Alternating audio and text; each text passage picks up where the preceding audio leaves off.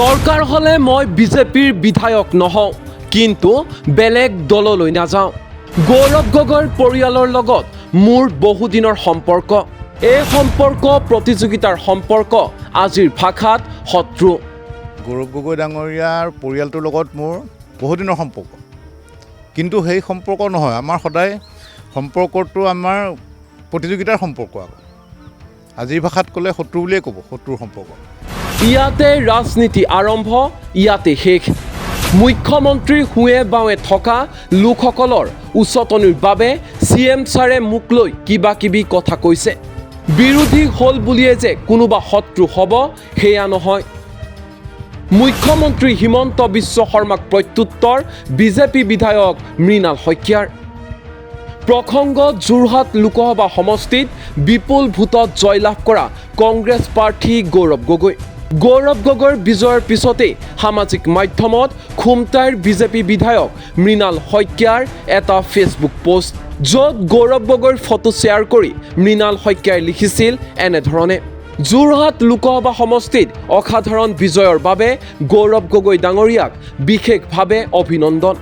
এই ফলাফল কেইবাটাও দিশত বিশেষভাৱে গুৰুত্বপূৰ্ণ আৰু ইয়ে প্ৰমাণ কৰে যে ধন, ডাঙৰ প্ৰচাৰ অভিযান, অতিমাত্ৰাত নেতৃত্ব আৰু দৰ্পী ভাষণে নিৰ্বাচনত জয়ী হোৱাত সদায় সহায় নকৰে। লগতে অসমৰ পৰা নিৰ্বাচিত সকলো প্ৰাৰ্থীকে আন্তৰিক অভিনন্দন তথা শুভেচ্ছা জ্ঞাপন কৰিলোঁ।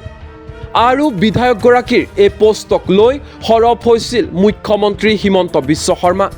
এফালে যোৰহাট লোকসভা সমষ্টিত শোচনীয় পৰাজয়ৰ ক্ষোভ, আনফালে মৃণাল শইকীয়াৰ ফেচবুক পোষ্ট। সংবাদ মাধ্যমৰ সন্মুখত মুখ্যমন্ত্ৰী হিমন্ত বিশ্ব শৰ্মাৰ মন্তব্য: মৃণাল শইকীয়া হয়তো বিজেপিত বেছি দিন নাথাকে। মৃণাল শইকীয়াই প্ৰধানমন্ত্ৰীক অভিনন্দন নিদি গৌৰৱ গগৈক দিছে। হয়তো তেওঁ কংগ্ৰেছত যোগদান কৰিব। যেনেকৈ আমাৰ তালৈ কংগ্ৰেছী আহিছে, আমাৰ পৰাও দুই এজন কংগ্ৰেছলৈ যাব পাৰে। মৃণাল শইকীয়াই নৰেন্দ্ৰ মোদী ডাঙৰীয়াক অভিনন্দন জনোৱা নাই, তেওঁ কংগ্ৰেছৰ বিজয়ী প্ৰাৰ্থী এজনক অভিনন্দন জনাইছে। তাৰ পৰা মোৰ ধাৰণা হয় যে মৃণাল শইকীয়া হয়তো বহুদিন বিজেপিত নাথাকিব। কাৰণ মোৰ সকলোৰে এইটো ব্যক্তিগত স্বাধীনতা। প্ৰথম অভিনন্দন কাক জনাব লাগিছিল? নৰেন্দ্ৰ মোদীক। তাৰ পিছত অভিনন্দন জনাব লাগিছিল কামাখ্যা তাছাক, নিজৰ সমষ্টিৰ MP। গতিকে তেওঁ নৰেন্দ্ৰ মোদীক অভিনন্দন জনোৱা নাই, কামাখ্যা প্ৰসাদ তাছাক অভিনন্দন জনোৱা নাই, তেওঁ কংগ্ৰেছৰ কেণ্ডিডেট এজনক অভিনন্দন জনাইছে।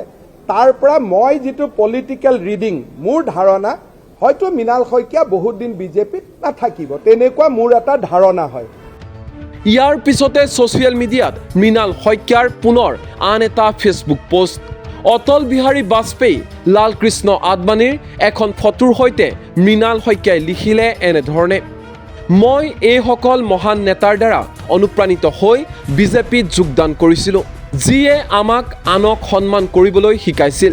কিন্তু আজি মই মুখ্যমন্ত্ৰী হিমন্ত বিশ্ব শৰ্মাৰ পৰা শিকিলোঁ যে বিৰোধীৰ কাৰোবাক অভিনন্দন জনোৱাটো বৰ্তমান এক অপৰাধ।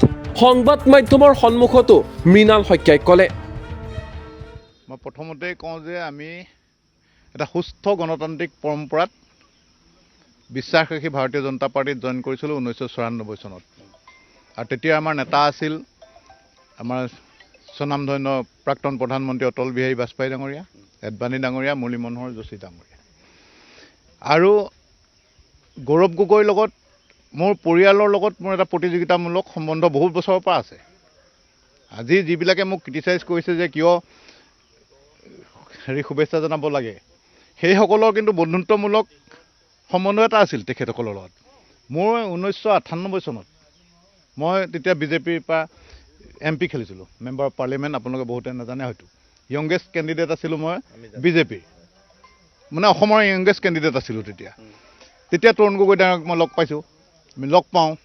আৰু ইনফেক্ট তৰুণ গগৈ ডাঙৰীয়াই মোক এদিন কৈছিলোঁ যে মৃণাল তুমি লাগি থাকিবা, এদিন কিবা এটা হ'ব। তেতিয়া মোক দেখিছে সৰু ল'ৰা ইউনিভাৰ্চিটিৰ পৰা আহি পেলাই এই নগাঁৱনে ক'ত লগ পাইছিলোঁ। সেই তেতিয়া তেনেকুৱা এটা পৰম্পৰা আছিল। আজি হ'লে কি ক'ব, এই তুমি আৰু আমাৰ পাৰ্টিত জইন কৰা, হাৰিবাই যেতিয়া। যেনেকৈ অটল বিহাৰী বাজপেয়ীক জৱাহৰলাল নেহৰুৱে কৈছিলে যে wheel B the next one day he will be the prime minister of India. সেই পৰম্পৰাত আমি বিশ্বাস কৰি আচলতে পাৰ্টিত জইন কৰিছিলোঁ। আৰু কৈছোঁ তাৰপিছত মই 2014ত গৌৰৱ গগৈৰ প্ৰতিযোগিতাত নামিছোঁ নিৰ্বাচনত। সেই আমাৰ সংঘাতমূলক আমাৰ সম্পৰ্কহে আছে, কিন্তু সম্পৰ্ক আছে। সেইটো গণতান্ত্ৰিক যিটো নিয়ম যে আমি বেলেগ আইডিঅলজি হ'লেও আমি একে অসমৰ সন্তান, একে দেশৰ সন্তান, সকলোৱে দেশৰ কাৰণে বা জাতিৰ কাৰণে ভালেই চিন্তা কৰে। সেইকাৰণে আৰু আমাৰ MP আছিলে। আৰু কালি কামাখ্যা প্ৰসাদ তাছা আহিছিল, তেওঁক মই ব্যক্তিগতভাৱে তেওঁক হেৰি জনালোঁ, যিহেতু কৈছে যে কামাখ্যাক জনোৱা নাই, জনাইছোঁ। আৰু মই ফেচবুক পষ্টত মই সকলো আমাৰ যিমান উইনিং কেণ্ডিডেট আছে সকলোকে মই শুভেচ্ছা জনাইছোঁ। কিন্তু তেখেতক মই এটা স্পেচিয়েল এটা কংগ্ৰেচুলেশ্যন দিছোঁ, কিয়নো তেখেত আমাৰ MP, এতিয়াও MP হৈ আছে কিজানি তেখেত কলিয়াবৰৰ আমাৰ MP। আৰু আগতে আমাৰ কৈছোঁৱে আমাৰ সংঘাতমূলক আমাৰ এটা সম্পৰ্ক, যিটো আগতে আমি সুস্থ বুলি ভাবোঁ। আজিৰ নিচিনা নহয় যে মোৰ বিৰুদ্ধে খেলে সি শত্ৰু হৈ গ'ল, নেমাতিম। সেইকাৰণে সেইটো যে ইমান ডাঙৰ ইছ্যু হ'ব মই ভবা নাছিলোঁ, কিন্তু হৈ গ'ল। সেইটো তেখেতে কাৰ প্ৰৰোচনাত কৈ কৈছে নাজানো, কোনোবাই সেইটো পিঙাই দিছে। হয়তো বহুতে ভাবিছে যে ইয়াত যাওকগৈ, আমি শান্তি থাকোঁ। মানে মুখ্যমন্ত্ৰী কোনোবাই হয়তো সময় থকা মানুহে কৈ দিছে। কাৰণ আমি বিজেপিত জইন কৰিছোঁ, বিজেপিতে থাকিম। আমি অপৰচুনিষ্টিক যদি মই আজি পলিটিচিয়ান হ'লোহেঁতেন, সেই 94ৰ পাছত বহুত চান্স পাইছিলোঁ। AGP-লে গৈ MLA হ'ব পাৰিলোহেঁতেন, কাৰণ আমাৰ ঘৰখন আন্দোলনকাৰী ঘৰ আছিল। AGP সকলোৱে জানে, প্ৰফুল্ল মহন্ত, বিগু ফুকন, এতিয়া বৰ্তমান অতুল লাহতৰ লগত ভাল সম্পৰ্ক। তাৰ পৰাও মই MLA হ'ব পাৰিলোহেঁতেন, কংগ্ৰেছৰ পৰাও হ'ব পাৰিলোগৈহেঁতেন।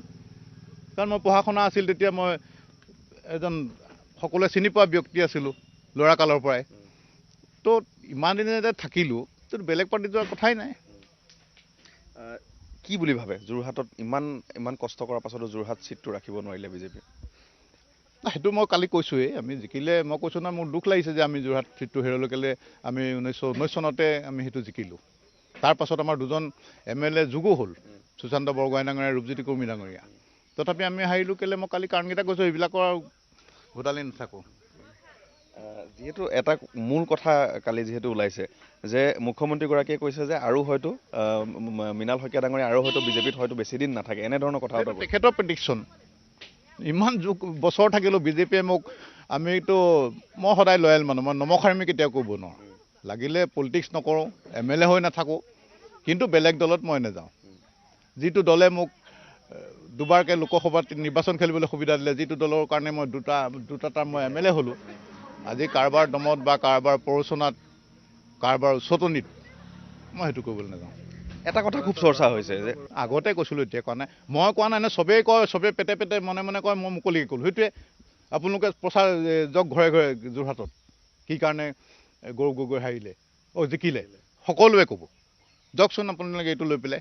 কালিও বহুতে টিভিত কৈ আছে, মোৰতো এতিয়া প্ৰমিনেঞ্চ পাই আছে, মই কেনেকৈ কি কৰোঁ। মানে দলৰ কামৰ পৰা অলপ আঁতৰ। আজিকালি দলৰ কামৰ পৰা মানে এইটো কৰ্পৰেট ষ্টাইলত লাহে লাহে চলিবলৈ গৈ আছে, সেইকাৰণে আঁতৰাই ৰাখিছে আমাক। সেইটো আই এম হেপী, মই নিজৰ কামত ব্যস্ত থাকোঁ। কাৰণ অকল মই ৰাজনীতি কৰি ৰাজনীতি নকৰোঁ খুমটাইত। আৰু মোৰ কাৰ্যকৰ্তাসকলেও কৈছে যে অকল মিটিং কৰি যদি দল চলাব নালাগে, কামৰ যোগেদি আমি দল চলাম। আজি মোৰ এতিয়া Khumtai, green Khumtai team, clean Khumtai team সকলো লাগি আছে।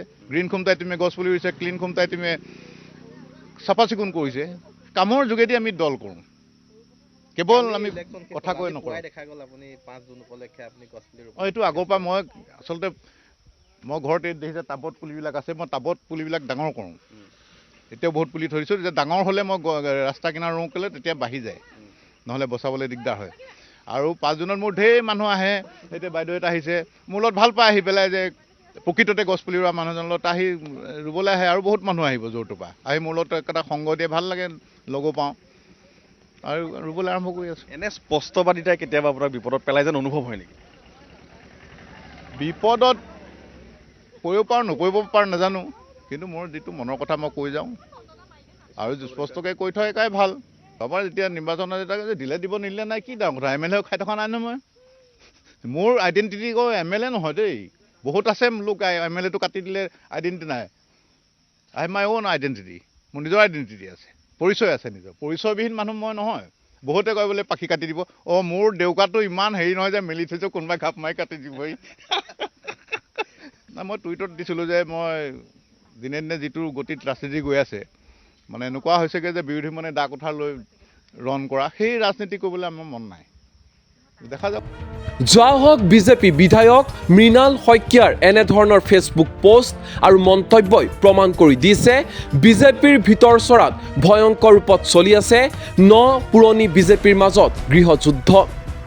যদি এনেকৈয়ে চলি থাকে তেন্তে আগন্তুক বিধানসভা নিৰ্বাচনত ইয়াৰ পৰিণাম ভুগিব যে লাগিব বিজেপিয়ে সেয়া কিন্তু নুই কৰিব নোৱাৰি। News desk এনিটক্স।